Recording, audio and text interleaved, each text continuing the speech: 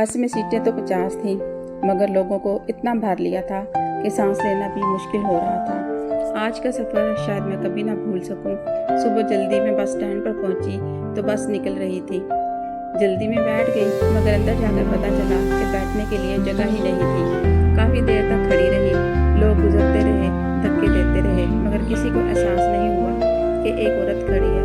कुछ देर बाद मुझे एक गद्दी दे दी गई और कहा गया कि इस पर बैठ जाओ। जहाँ से लोग गुजरते हैं वो गद्दी में वहाँ रखकर बैठ गई। सफ़र इतना मुश्किल था कि बच्चों का शोर, लोगों का रश, औरतों की तबीयत का ख़राब होना और मेरा अपना सर दर्द से फटने लगा था।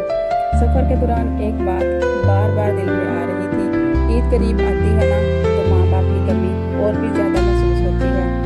शायद इसीलिए कहा जाता है कि ज़िंदगी